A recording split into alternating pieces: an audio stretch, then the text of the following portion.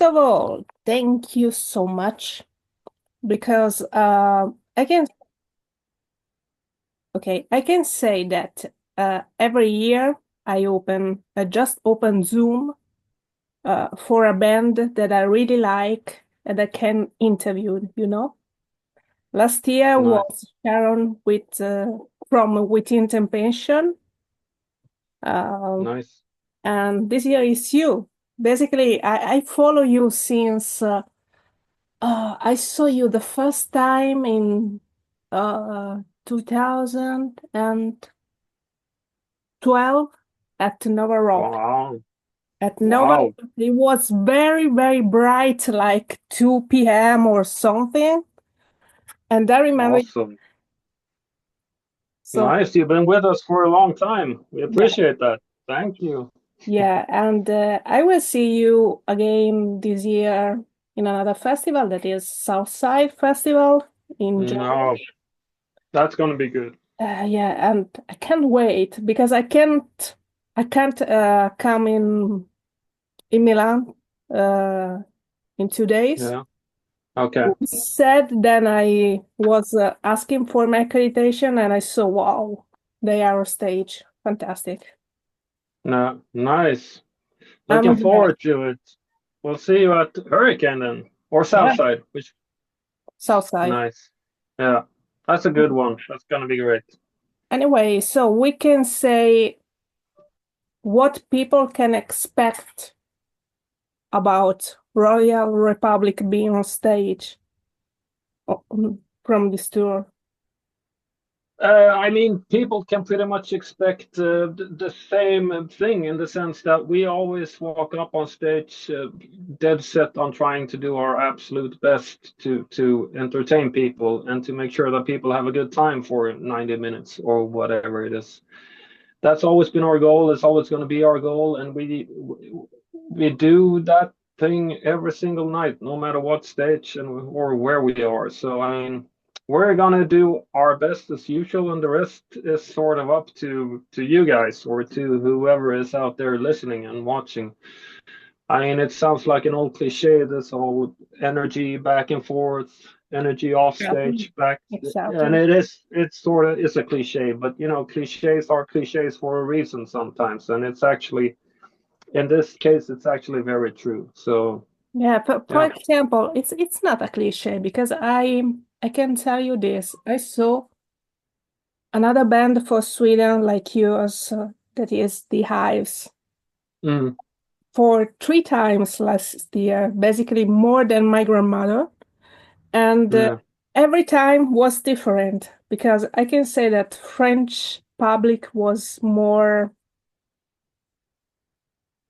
uh, not Yeah, expensive, you know. yeah. I In get it. You don't have Austria, to say. in Austria, they were really, really, really proactive and they really, really want to have a party. And in Germany, it was under the rain, heavy rain, so it was shit, we can say. But Yeah, rocket anyway, but the weather was really, really, really terrible. So yeah, really, the energy, the stage, the environment, everything can change the life. So well. yeah, yeah, exactly. Yeah, that's Anyway, what it is. for the singing part from the song, you have a long career, we can say. So you have a bunch of songs uh, to bring uh, on the stage. Yeah. How is the set list for this tour? And does it change for every night or it's quite stable? Uh, I mean, usually when we go on a tour, we make sure we have a set list that we think kicks ass, and that is great. And then obviously there are times when we have to take a song out or put one song in, depending on how long the Mhm. show is. But I mean, in general, we have one set list that we stick to more or less, sort of. And what we try and do is basically we first off we want to make sure that we enjoy ourselves. and we also want to make sure that whoever is out there listening and watching enjoy themselves. So sometimes that's not the same, you know, that might not be the same song all the time. But I mean, then we always vote in favor for the people out there. I mean, people are usually very happy. But like you said, we have, what is it, 5 albums now, like 5 full-length studio albums under our belt. So it's getting kind of tricky to get everything in there that we think that people want to hear and that we want to play. So it's sort of like a kill your darlings kind of situation. On the other hand, it's great because now we can actually fill the set with songs that we think are awesome and that we actually want to play live and that we think go over very well live. In the beginning, when we only had the first album, which was like 30 minutes long, we had to fill the set with, Adam talking and making jokes and, all that bullshit. Now we can actually fill the set with songs and music, which is great. And there is a lot. Basically, if you have to even play three for every album, it's a full set, Yeah, basically. yeah. And that's always quite tricky, I think, when you have a new album from the last year called Mm, Rock Up. yeah. And when I was listening to it, I was always I have this thing that I always listen to the music, but I make a sort of cinematic thing on how the song can came out in my Mm. eyes. I know it's very sorry. No, it makes sense. It's a Actually, it makes sense. feature of mine. It And makes sense. yeah, but I mean, how did you choose the track from this album? Because I mean, they perfectly suits you because they are all catchy, all cheeky. Mm. So I think that with this album was very tricky to choose one song and keep out another. How did you choose it? For the singles, you Mm, mean, or you uh, yeah, for the singles, it's basically we sit down and we go listen to the songs and we try and agree on what we think is I mean most kick ass, obviously, but also like especially for the first song that you put out, you want to make sure, or we want to make sure that it's like an attention grabber. And that's not always the same thing as what we might think is the best song on the album, but it might be the song that grabs the most attention and that draws you in, that feels new and fresh and exciting. So for this album, releasing My House as the first single was sort of an obvious choice for us because I mean it has the 80s intro, it has the synth bass guitar stuff, and it has the 90s rap and all that stuff, fresh, new, exciting. This is what we're doing now, kind of. So I mean it's sort of tricky, but when it comes to picking out singles and stuff, we're usually on the same page, all of us. okay? And what about live? Basically, I haven't had a look at the set list because I won't surprise myself when I will see you live. That's Um, good. how That's did good. you choose a track from this album? Only the singles or something else hidden? No, we try and put together the song. I mean, we try and see it as you have this line, and then you want to make sure you start things high. Obviously, you want to get on stage and kick things off with a bang, and then you want to keep going from there, and then you want to keep going from there. But then you need to take it down at some point, just to be able to build things up again. So we try and see it like this, and I mean, we tried a lot of different stuff, but right now we sort of landed on a place where we feel very, very comfortable. The set list that we're doing right now feels like top notch. Works perfectly. Okay. And I mean, you are the guitarist. What's your favorite song to play on stage? Because of, I don't know, you can express yourself, because it's funny, because I don't know. Tell me. Uh, You can choose even I two.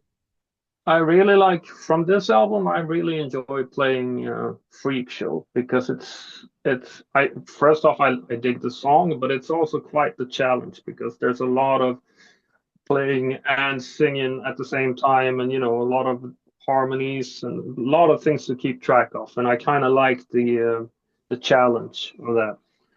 Uh, and then I really enjoy. We're not playing it on this run, I think, but I really do enjoy playing a song off of Club Majesty, like a lover, Mm, because it's